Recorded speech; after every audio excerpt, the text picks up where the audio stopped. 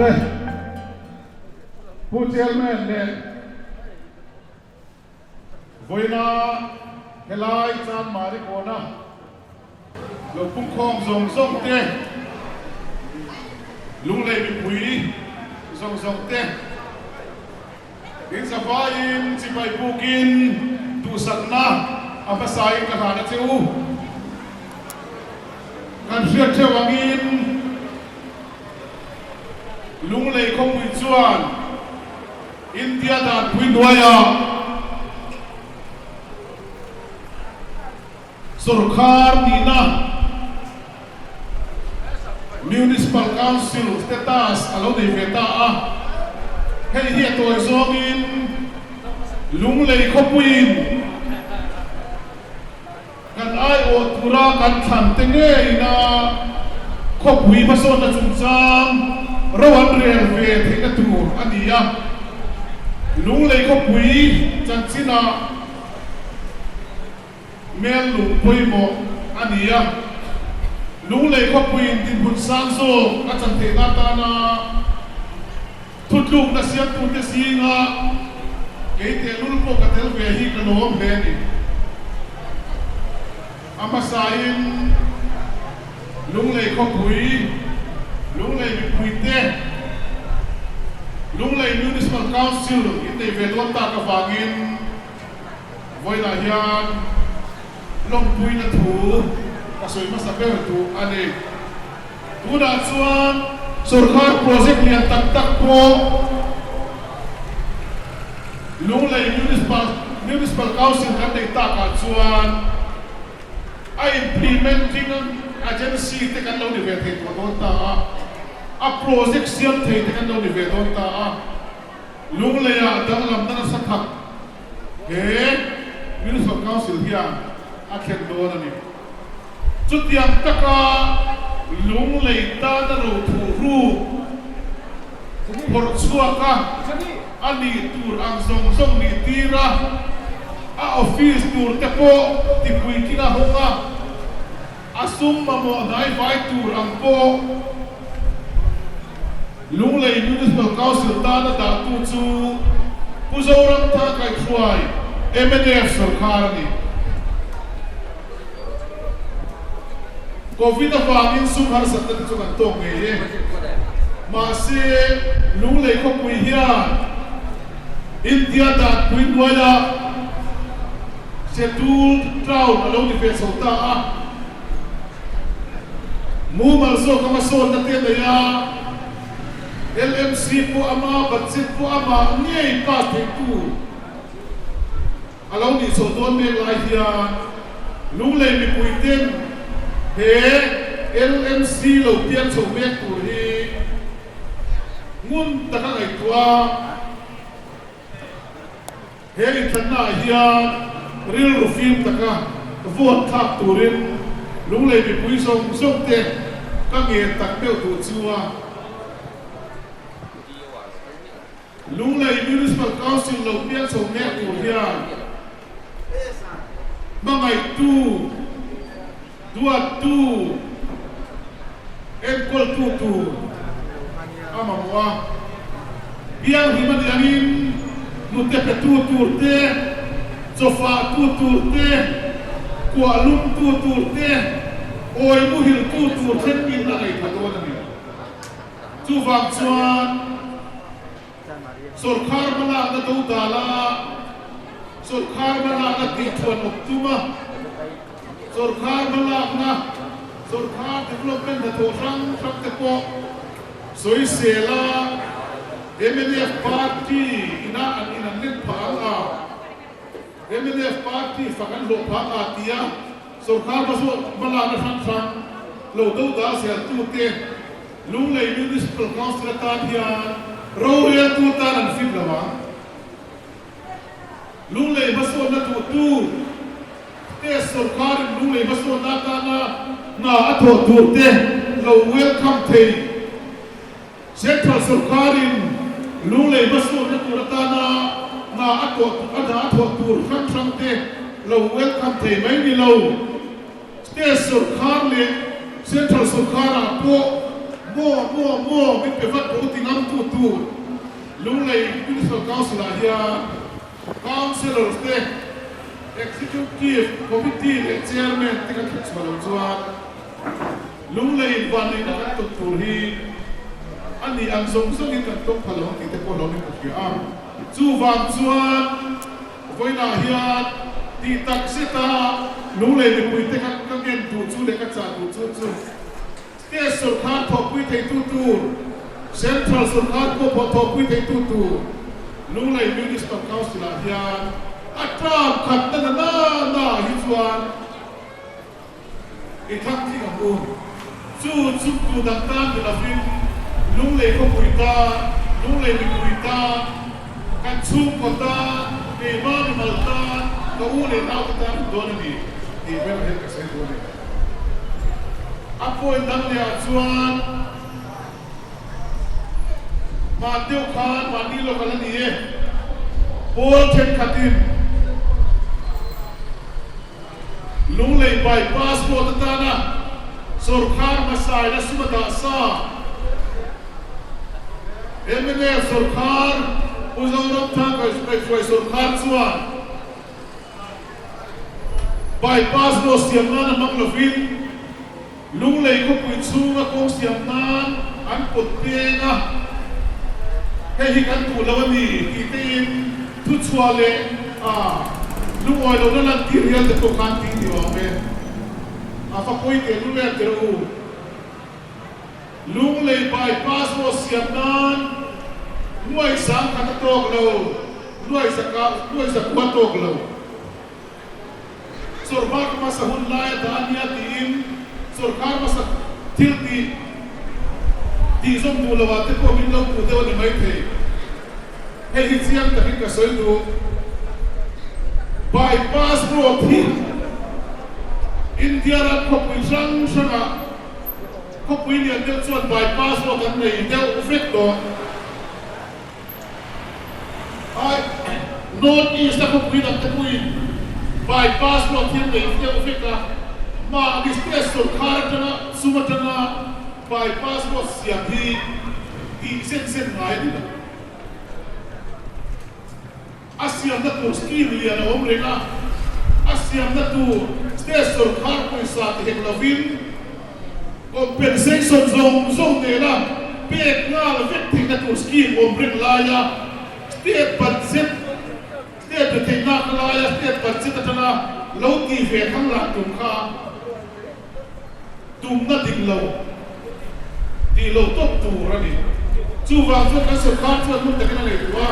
lung lei ko pui ma ngai som na wangin bypass wat ko sa tur ko lung lei ko pui a ven tram kong pui siam na tuan din muna lo man so ki a fu so ko ke tin thun tung na tin tak lung lei ko pui ta na thabe thun tung na ka sarkar na siama chu tu na hian a thak sia kan theme ka ni ma le tru lung lei bypass no ta na chen moi sa kwa fel sum lo om sa khan bypass mo ka lo sia khang la ila skin lian so ka tanga bypass mo azo kon thak tinga siam na tur sum kan bu tur hi chu kan lo thil ti khang la chu na a block fit do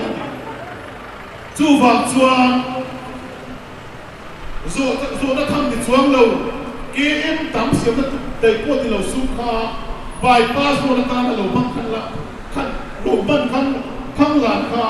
thil ti chi ni lo ti ka so kha lo ya chu wa chuan bypass mo na ta na so kha ka sum lo ta kha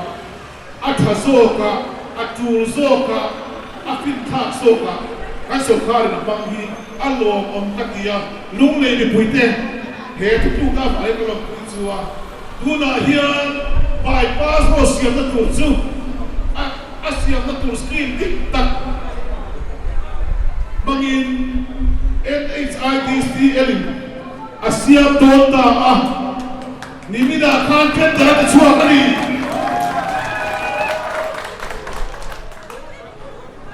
hey hi agenda ko pi poni sarkar Sulkhan Khawpui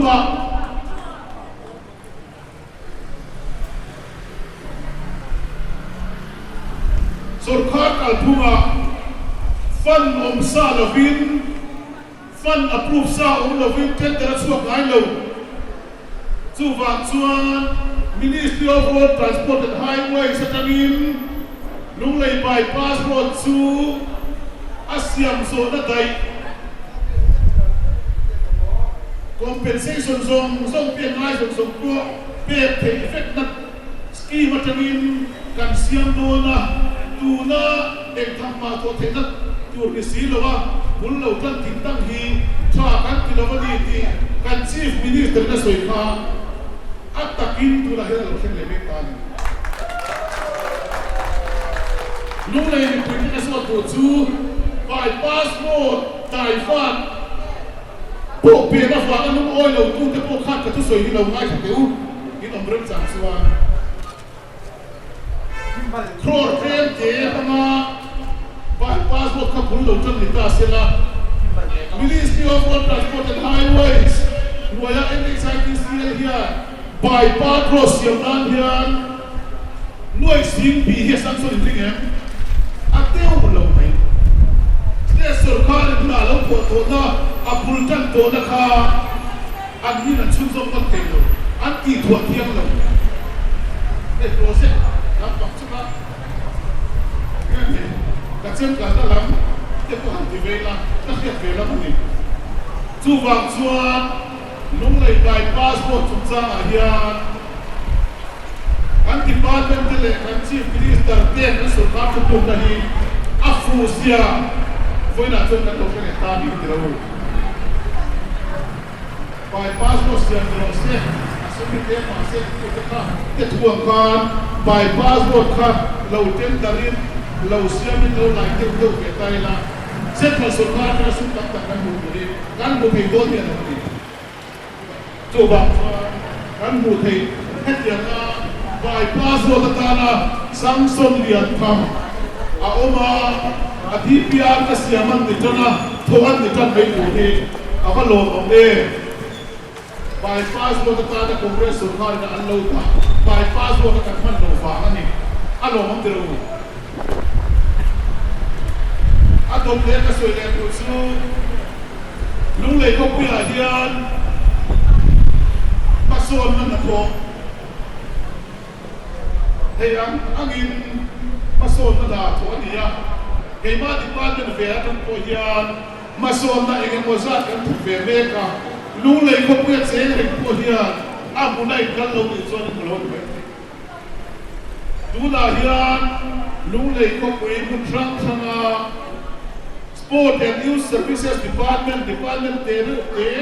e ma e ko ve la ka ko hi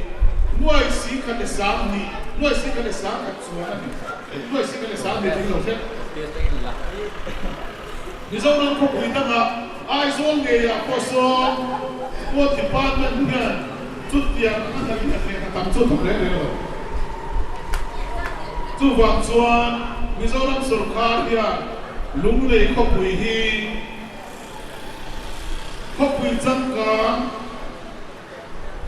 thalai kita na Khawpui dua thalai kita na chen na dua in fiam ni kita na van ram a Mizoram Sulkhan ya Lunglei Khawpui sia matuma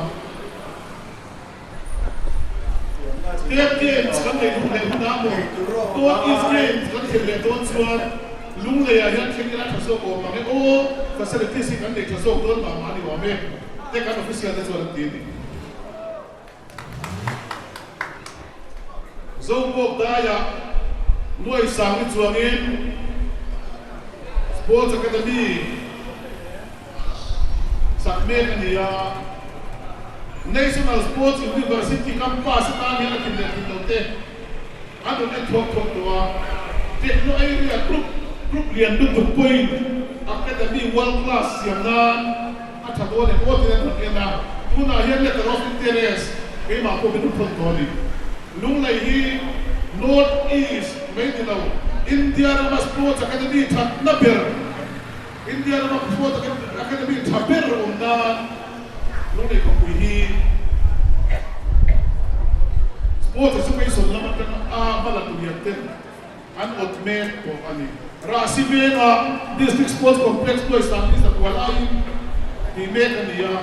ser ko na te electric vela di ka vela football field ma ko na siya met ania me ni som thu pakhat me ni som thu ma mo zun dir ka ko na to mani ulang football field electric vela salem le lunglon in real life vela son leitlang hockey ground sakme kania hockey ground pecho mana to ti thebe kin karin phul le hockey ground chim lamal om ni lo hi MNF sarkarin pura hian kan tin me kania Mizoram futsal ground chapel ai sola kola om ni lo FIFA le Olympia Football Federation poina apom tour ram tharvena tuna hian sakania 70% zo me koni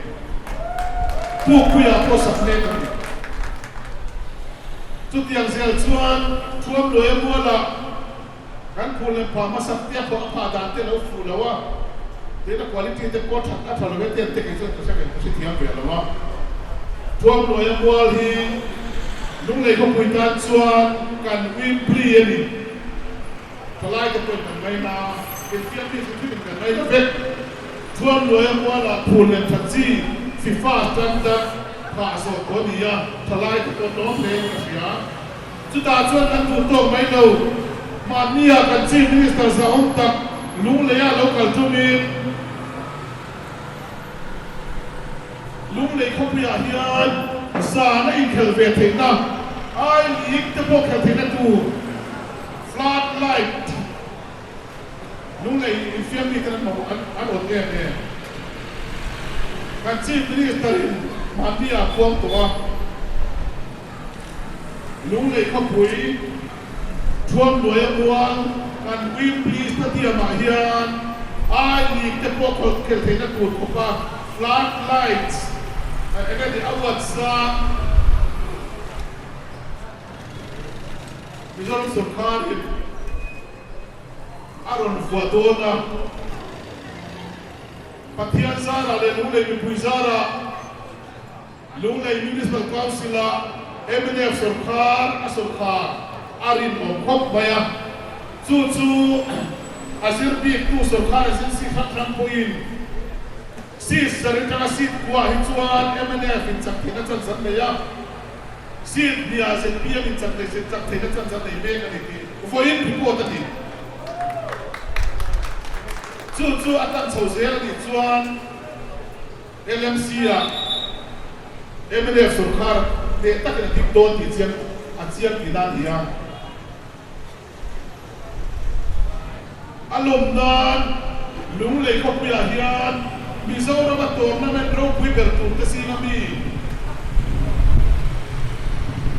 lunglei municipal council cup tournament sarkar le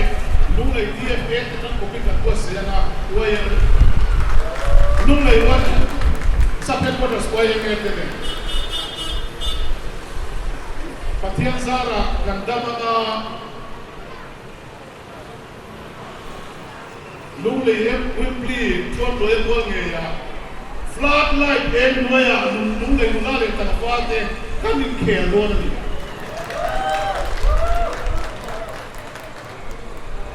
chu wang chuan hey kan mo to soi ku tek na oma pe hi kal le mai ai kan ya voi da hian lunglei tan hian kan department le ei ma me ko lu ka sen na sa ta ni kai ko da te po kan sen na sa a nuai si kan le sa khat chuang kan ka na kan kwa lunglei thalai ta na ko po ve wa kia ko mai takin lunglei municipal council si som pakata kan tige som pakate hi min lo fo pia min lo fo sakurin lunglei puite ka so moi ko chua hey tu la ya cha mari ve ka do ve ka cha mari ve bi ka pe chuan ka thian pa football ay takalaw ba may kwito. Aizol District Football Association President ay kumpot suwan ka nilaya Lunglei District Football Association Swatu ni Nagar Una po Vice President nilay Lunglei District Cricket Association po President nilay Katiyan pa marawa nilaya biya tingin Nganin fetsiya nga kumarawa ni San Mari Bialdan San Mari Bibuitan San Mari Pasun Nagkwaturin At hato ka at ito ka niti Ketsiyang ko ka niti So bang suwan Kung ay takin San Mari Bibuitan ko Kumarawa Nagkwaturin Abing takpuin Kansong suwa In Hey Yung sarkari naman sa tang ay Lunglei Khawpui MLF ko MNF kan dia sarkar kalzia datune tuna saski project atante PMCVK project atante then Indian PL pangle akan department ka project in dengan di pipeline on front area Lunglei Khawpui development to state sarkar Khawpui central sarkar Khawpui to municipal council kan suaka kowe Manilo ka India president khanna oma Mizoram ako emelect and vote kan lo thang phia India President MDA labina ang candidate su tribal nu Pimurmu ini. Mizoram apa pur tak kita rongkala. Mizoram MLA zong tu tribal MLA fekan dia. Christian fekan di boka. Tu bangsuan basis sa sang tak kita rongkal. It's a vaya voti ka basis ni at dia. Kan sa Kongres ng Tansuan, UPA namin. Candidate ang naifevangin Kongres ng Tansuan po harsa ang ikat siya na ama ko yung nakitiyamin at yun. Tetsuan sa PM na makakunaw ka po India President na tribal Naila tribal po India na ba so isang kan nifema a Christian na wiso ni Fort ka nagumiyang kantiya in Northeast a Christian party of Zongzuan and vote to the lights one ZPM now this one magtak may India President na tribal candidate ka MNF candidate siya na ufangin ni Dalawa Zungfort na wamali lakwan na nakop may LMC Hian ZPM ikinta sila Central Sarkar Zungpiyak eh dito hanko pa angket bulan kenzo di hoti turan anin topping vet Central Sarkar project di hoti tende lawang state Sarkar lansuan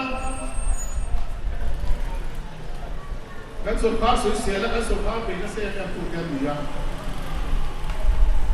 masuk na kan Sarkar welcome Long view om takapo long tu biar lau cinta ni masuk na tahu tu ke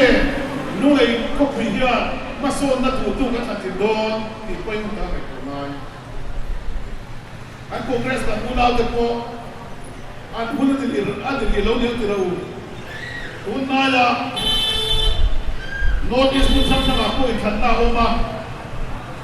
kongres ni lang view om lau so tu pun ai lau itu dia Chu vang chuan Lunglei Khawpui ten ngun takin ngai toila tu than har sa ni na lang lo Lunglei Municipal Council hi akum khatna atwat tuin uluk taka ekol angai lai kam khata na hi chuan MNF hi ekol turin atha berati kan sebikin karika ring lang theu kokila MNF kan ti der te kham king mu chu nung lei mi tu te kan ba ne ka tu ni voi na hu tak mai la ya kan le ba ka lo ma atom na na